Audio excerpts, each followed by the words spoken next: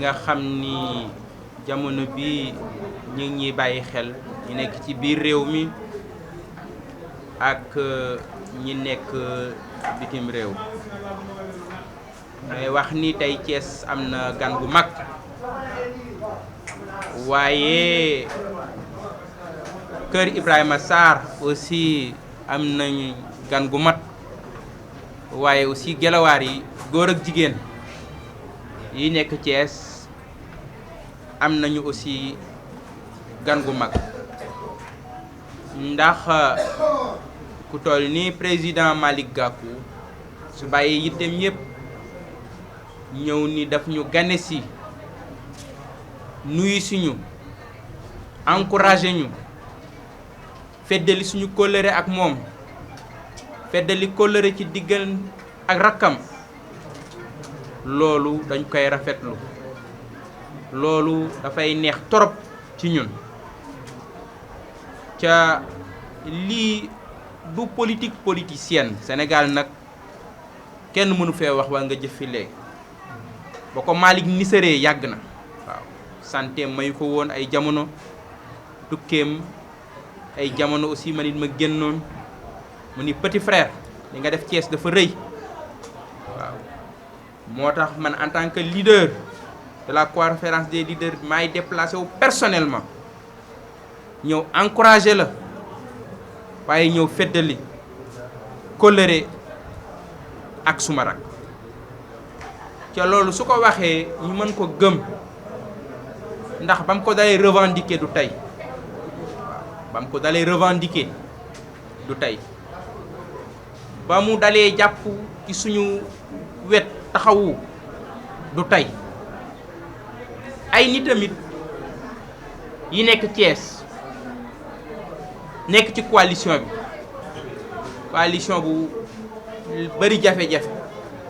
waaye suñuy jafe-jafe musul jógee ci nitu président Malick Gakou ndax lu leen président Malick Gakou musa wax rek docteur Babacar Diop suma rakk la dama bëgg ngeen jàppal ma ko dama bëgg ngeen jàppale ko ah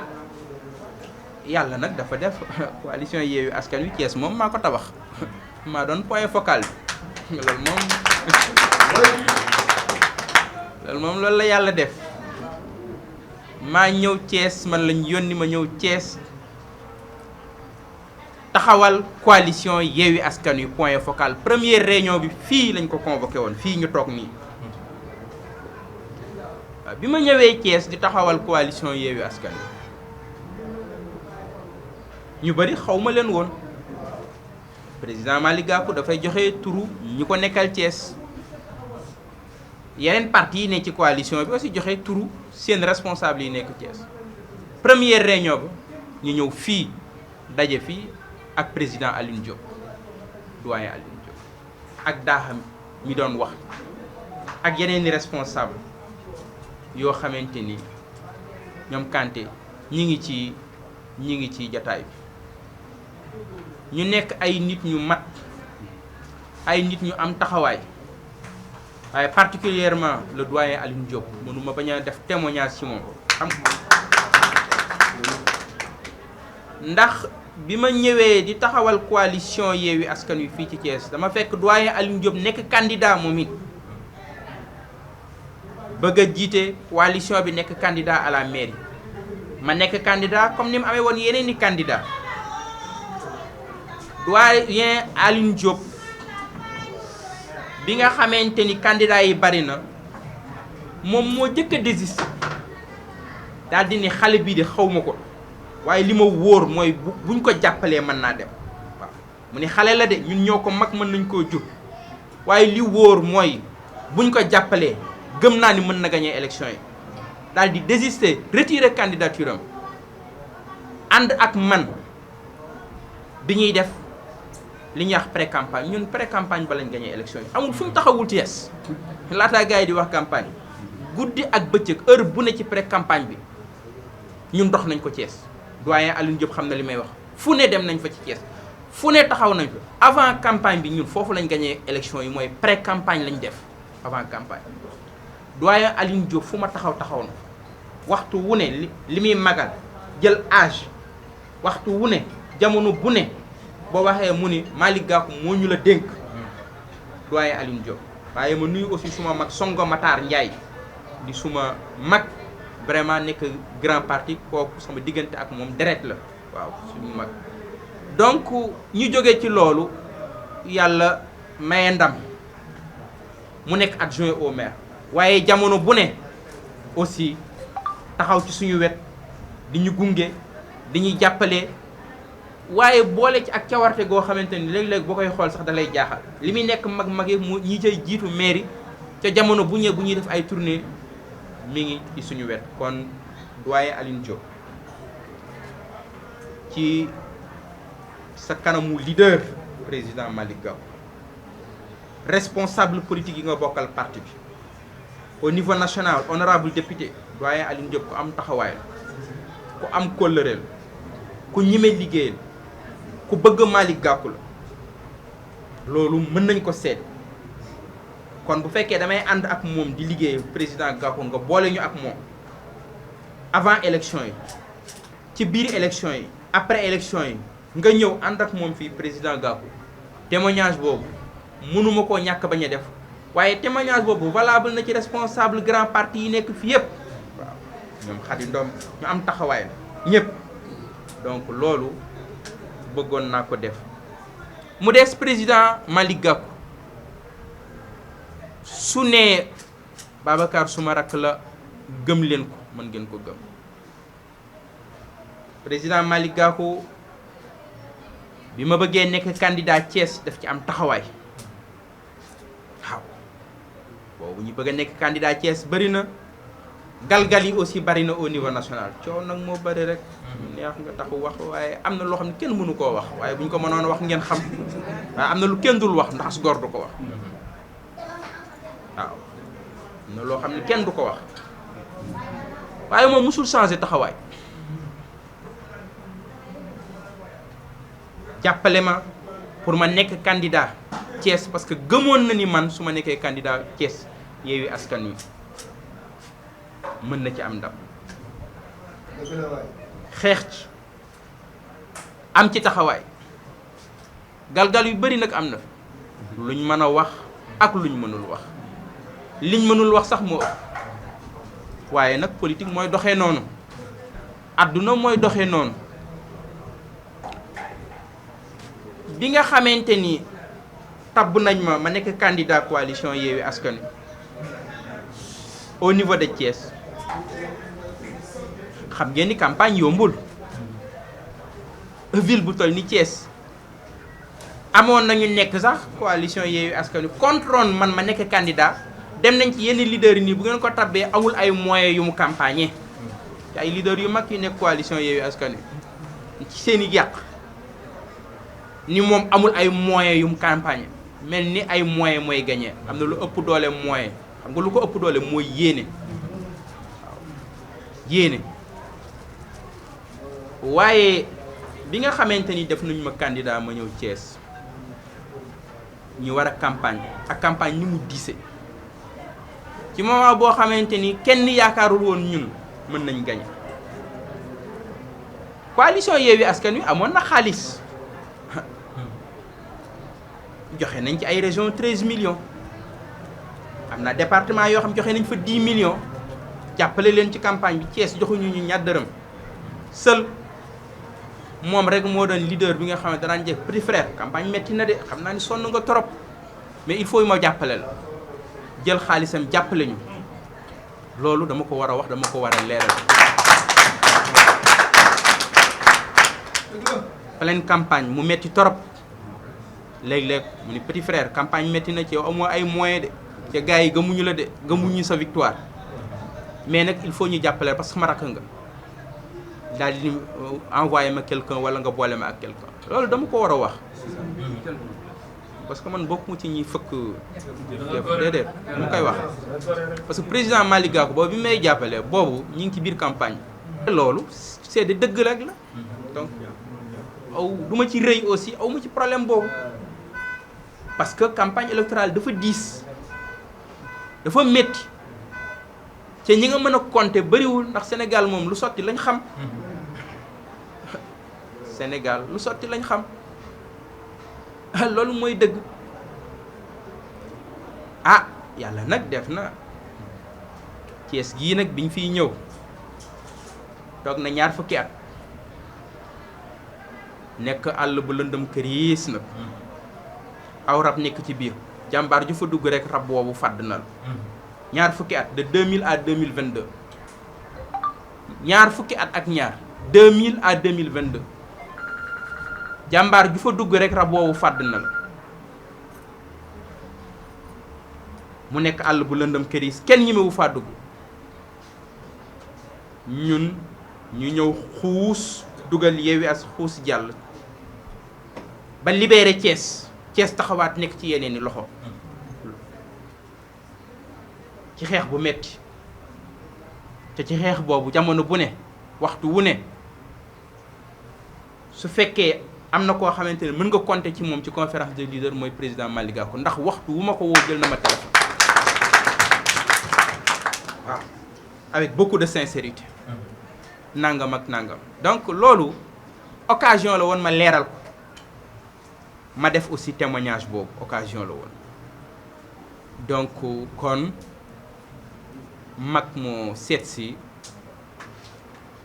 rakkam ñu am ci fierté bu mag a mag accueillir ko fii ci kër Ibrahima Sarr ñu nit ñi feddalil ko suñu diggante ak moom naw taxawaayam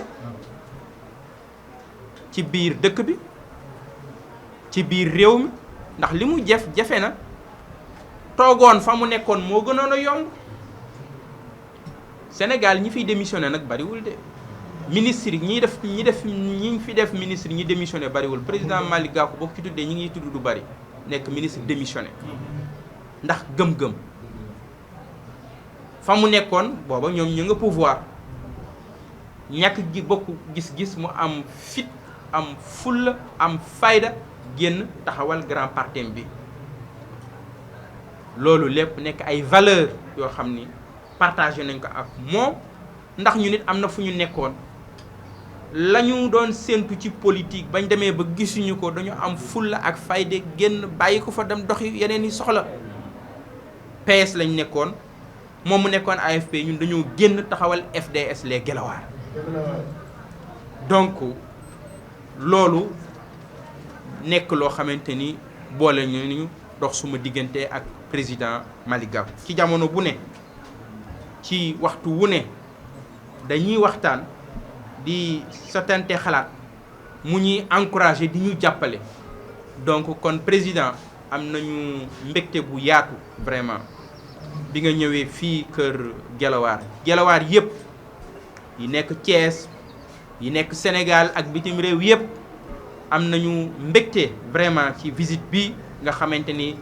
jagleel nga ko sa rak loolu laa bëggoon a yëkkati comme kaddu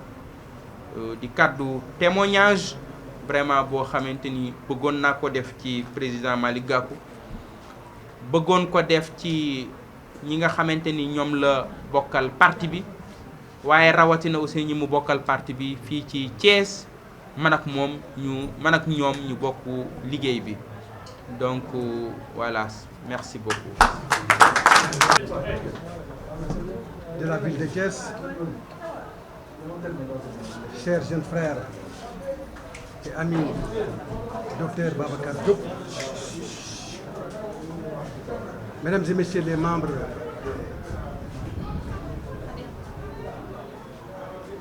de Guelwaar, FDS Guelwaar, mesdames et messieurs les membres du bureau politique du grand parti, membres de ma délégation, chers invités. Monsieur le maire, vous devinez aisément que pour moi c'est un grand plaisir de venir à Thiès. Thiès, ville symbole. Thiès, ville martyre. Thiès, l'incarnation de l'histoire syndicale et politique du Sénégal. Thiès, ville référence et ville historique pour tout ce que Thiès a fait pour l'histoire de ce pays-là, du Sénégal. Monsieur le maire, je suis honoré par cet accueil extrêmement chaleureux, d'une dimension exceptionnelle, qui a consacré l'énergie de ton amitié référendaire à mon endroit, mais également cet accueil qui montre à suffisance combien vous êtes un homme de rigueur et de qualité. C'est vrai que cette visite à Thiès, il y a longtemps qu'on l'avait prévue. Bien avant d'ailleurs la grande victoire. Mais Dieu en a décidé ainsi. C'est aujourd'hui que j'ai eu le privilège et l'honneur d'être accueilli ici, dans cette magnifique permanence Ibrahima Sarr, qui prouve à suffisance combien vous avez su matérialiser votre ambition de ne ménager aucun effort afin de consacrer votre vie à la matérialisation des ambitions que vous nourrissez pour votre ville. Je reviendrai, monsieur le maire, sur vous, puisque je ne peux pas ne pas revenir sur vous, tant j'ai des choses à dire par rapport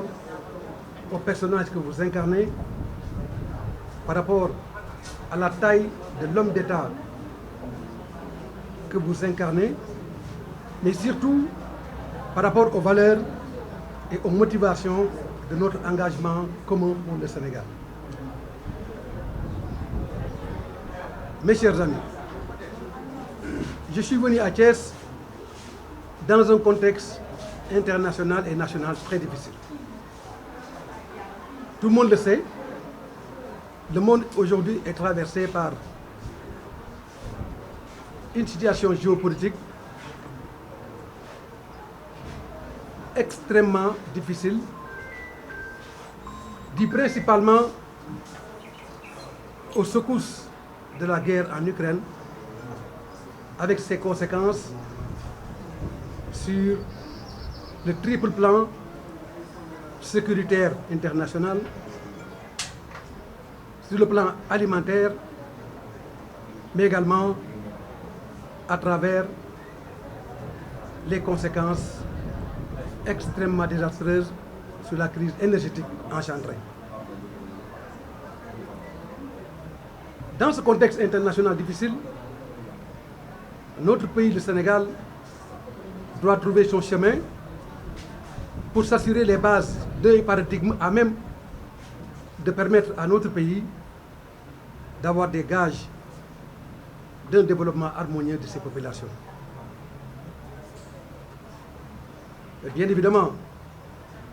quelles que soient les aspérités et les difficultés de la situation internationale, le Sénégal doit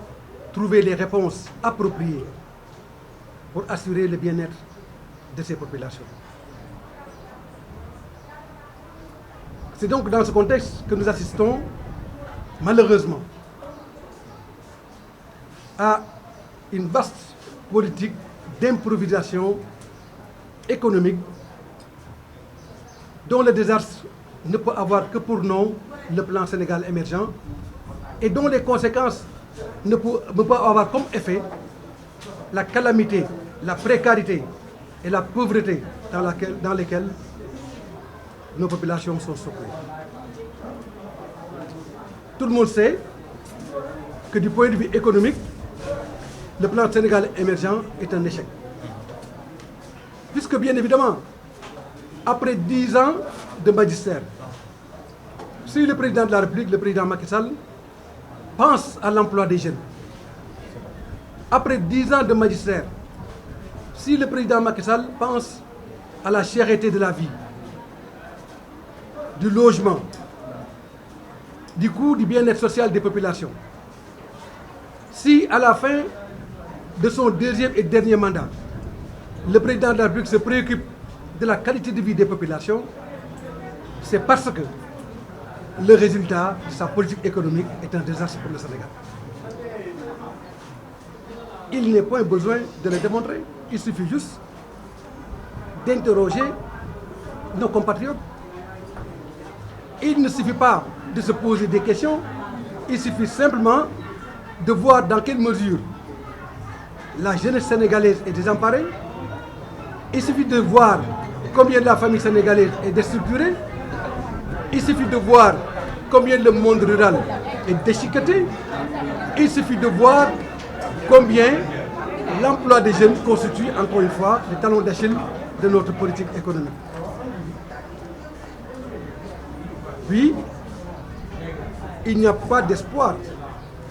Nous baignons dans le désespoir de cause. Et la cause n'est rien d'autre que l'échec de la politique économique et sociale du président Macky Sall et de son gouvernement. Mais c'est aussi, mes chers compatriotes, dans ce contexte, que le président de la République et son camp ont choisi de vouloir opérer ou faire opérer à notre Constitution un coup d'État civil par une troisième candidature, illégale, illégitime. Et c'est la raison pour laquelle j'en appelle à la vigilance du peuple sénégalais. J'en appelle à l'engagement de la jeunesse de notre pays. J'en appelle aussi, pour ne pas dire, j'interpelle la communauté internationale afin que le droit et la constitution du Sénégal, qui consacrent 2 mandats consécutifs pour le président de la République, soient respectés. Mais cela n'est pas une demande qui s'adresse au président de la République, ni à son camp, puisque à eux, l'obligation de respecter la Constitution leur sera imposée. Mais nous devons faire éviter à notre pays, dans ce contexte international et national difficile, les difficultés que nous pouvons éviter pour sauvegarder et préserver la dignité humaine dans notre pays. C'est aussi dans ce contexte, mes chers compatriotes, que j'ai décidé d'être candidat à la présidence de la République pour les élections présidentielles de 2024. C'est parce que, auréolé de mon expérience d'homme d'État et d'un pedigree et d'un background à même de déterminer le socle d'un homme d'État aux mains propres, avec un besoin et une expression intangible de ne ménager aucun effort pour servir le Sénégal et la nation sénégalaise, j'ai décidé de m'engager pour diriger ce pays à partir de 2024. J'ai pris l'engagement de changer le Sénégal. J'ai pris l'engagement de plonger le Sénégal dans de nouveaux paradigmes économiques et sociaux à même d'assurer à nos populations le bien-être social, le développement humain. Je suis sûr que mes chers compatriotes, vous qui avez suivi mon cursus, vous qui n'avez cessé de m'entendre, vous savez parfaitement que je suis en mesure d'engager le rassemblement de la nation sénégalaise autour des valeurs intrinsèques à même de nous permettre de faire jouer à notre pays son rôle le plus déterminant en Afrique et dans le monde.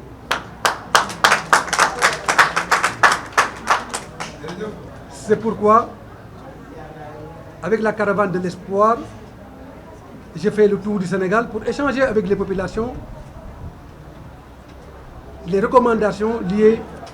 au plan alternatif Suxali Sénégal que je soumettrai à votre appréciation, mais dont la finalité ne se peut que se mesurer à l'aune des échanges qui nous permettront de l'enrichir afin que ce plan soit un plan partagé, soit un plan mutualisé et soit un plan qui va garantir à notre pays les bases de développement économique et social harmonieux. C'est dans ce contexte que j'ai décidé de venir à Thiès voir mon jeune frère et ami. L'homme qui a voulu symboliser son combat à travers le Guelwaar. Et Babacar, vous ne savez pas combien combien le symbole marque votre personnalité. Combien aussi vous avez su puiser dans l'histoire contemporaine de Thiès le nom d'un homme qui a marqué sa vie au service de la communauté thiessoise, Ibrahima Sarr. Mais bien évidemment, cela ne me surprend pas, puisque nos origines socialistes, puisque nous sommes tous des enfants du Parti socialiste, nous prédisposent à ausculter, à diagnostiquer, à psalmodier l'histoire afin de trouver les meilleurs desiderata pour l'atteinte des objectifs au service de la cause nationale. Chers jeunes frères, je suis honoré par l'accueil profondément chaleureux à travers lequel vous avez pu démontrer l'enthousiasme qui caractérise nos relations. Je n'ai absolument rien fait pour vous, vous avez fait largement plus pour moi, puisque méritez votre amitié, méritez la fraternité socialiste que nous partageons, méritez le respect de Babacar Diop, vaut tous les challenges, vaut tous les prix. C'est pourquoi je voudrais dire aux populations de la ville de Thiès, je sais que vous le savez mieux que moi, vous avez un digne fils à la tête de cette ville. Je suis persuadé que son engagement et sa détermination à servir Thiès vont vaincre tous les défis. Babacar, vous êtes l'homme qu'il faut à la place qu'il faut.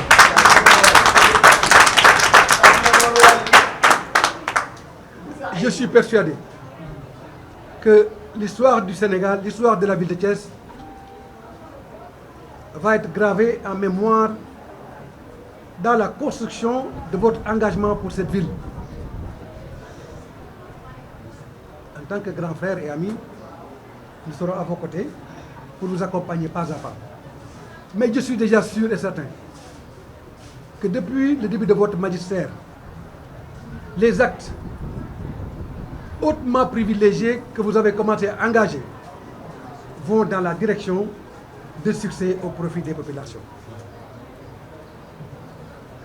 Je ne peux que demander donc à la population de Thiès de la patience et de vous écouter, de vous accompagner. Pour notre part, nous sommes venus vous témoigner notre affection. Nous sommes venus vous dire que nous serons à vos côtés, à côté des populations de la ville de Thiès, pour t'accompagner dans ta mission ô combien noble de tout faire pour que Thiès soit sur le toit du monde. C'est vrai que nous sommes, nous, des enfants de la banlieue. Mais je suis persuadé qu'en vous écoutant, en écoutant Babacar, Babacar mettra Thiès sur le toit du Sénégal. Mais ça, nous savons que c'est le cœur. Nous savons que dans votre esprit, tarot de grandes servitudes pour la nation sénégalaise. C'est la raison pour laquelle nous avons espoir. Et nous savons que rien de grand, que ce soit à Yewwi Askan Wi, que ce soit dans le pays, ne se fera sans Dr Babacar Diop et le FDS de Guédiawaye. Votre jeunesse, votre enthousiasme, mais surtout votre sincérité au combat, que la nation sénégalaise salue. Votre détermination au combat, votre sincérité, votre loyauté par rapport à des principes, le jom, le muñ, le kersa et la détermination sans faille qui ont toujours consacré votre action pour le Sénégal mérite d'être souligné et mérite d'être accompagné. C'est pourquoi je revendique très fièrement ma fraternité d'amitié avec vous et avec toute cette puissance que tu as su créer à travers les FDS Guelwaar. Mais bien évidemment, les FDS Guelwaar doit recevoir son récépissé. Mais de quoi Macky Sall a-t-il peur pour ne pas donner à FDS Guelwaar son récépissé? Mais peut-être qu'un marabout lui a dit que si Babacar reçoit son récépissé, tu vas tomber. Mais Babacar peut être plus que président, puisqu'il est jeune, il est compétent, il est déterminé, il est engagé et il est sincère. Donc Babacar, je suis persuadé que si le président Macky Sall ne vous donne pas votre récépissé, au mois de février 2024, quand je serai président, le premier acte que je vais faire, ce sera de vous donner votre récépissé. sama xol dafa sedd tey bi ma ñëwee fii Thiès seet si suma rakk suma xarit le docteur Babacar Diop maire de la ville de Thiès bi nga xam ne nii kenn réerewul mbir ne la ñu bokk ci coalition Yewwi Askan Wi kenn réerewul mbir ne ñu ñaar ñoo ci bokk xalaat boobu nag lañ ko bokkee mooy dañoo am yaqin ne Sénégal gii mënuñu ko defar bu ñu boolewul suñu doole doole boobu moo andi jur Yewwi Askan Wi la ci bëri nag wax na ko waaye li mu wax lu ëpp solo mooy lan lu ñaaw ci Yewwi Askan Wi du jóge ci gémmiñam du jóge sama bës ndaxte as góor am na lu moom ak lu moomul mënuñu woo Sénégalais yëpp ne nañu dañoo dajaloo pour xeex li fi nekk ba pare di teesante suñu biir boobaa Sénégal dañuy yëpp te loolu taxul ñu politique moo tax man nangu ne li mu wax ne la xew ci biir Yewwi Askan Wi du fii lañ koy waxee te la fa xew nag politique rek la politique moom dafa xaw a métti amul benn coalition bu yomb benn amut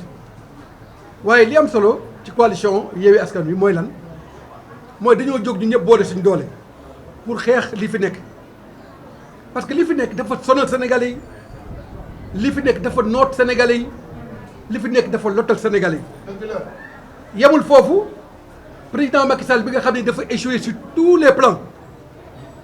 dugal Sénégal ci saretu jinne bëgg ko saax-saaxe yemul foofu mu ne dafa bëgg a amaat 3e candidature ñu ne ko ñoo lànk ñoo bañ waxal ci kaw waay président du fa amee te loolu ci xeex 3e candidature boobu mën naa wax ne kenn giituwu ci docteur Babacar Diop loolu bokk na ci li gën a cimenté suma diggante ak moom ndaxte xam naa ne bu dee bëgg Sénégal rek bu dee sopp Sénégal rek bu dee liggéeyal Sénégal rek kenn gënu ko ci ak wàll kon nag Babacar ginnaaw bi ma la gërëmee ak sa membre parti yëpp ci dalal bi ngeen ma dalal man ak sama parti parce que tey jii du ma wax ci grand parti dara parce que grand parti ni nga ko tuddee ñëpp say xarit lañu te grand parti ak FDS Guelwaar dañoo bokk lu bëri parce que dañoo bokk cosaan boobu nag moo tax lu nekk suñu biir xaj na ci moo tax ma lay gërëm di la sant di wax ne lii nga xam ne moom laa def tey ak sama délégation waajoon naa ko bu yàgg waaye teel la ko yàlla dogal waaye ma bëgg a wax Sénégal ne Babacar xale bu bëgg réew maa ngi nii xale bu am jom a ngi nii xale bu am fit a ngi nii xale bu bëgg boppam a ngi nii xale bu ñu am yaakaar a ngi nii te nag bu nekkee doomu Thiès te képp ku xam Thiès dégg Thiès wax ci Thiès xam nga ne Thiès mooy dëkk bu rëy bi Thiès nag ku ko bëgg ba dem ci histoire Thiès ba jël Ibrahima Sarr tudde ko sa makkaan bu mel nii xamal ne xam nga Thiès xamal ne bëgg nga Thiès te Thiès nag dafa nekk dëkk boo xam ne nii ku ko bëgg rek bëgg nga Sénégal parce que Thiès mooy centre Sénégal te Thiès mooy xolu Sénégal nit lu mu bëri affaire lu mu bëri bagage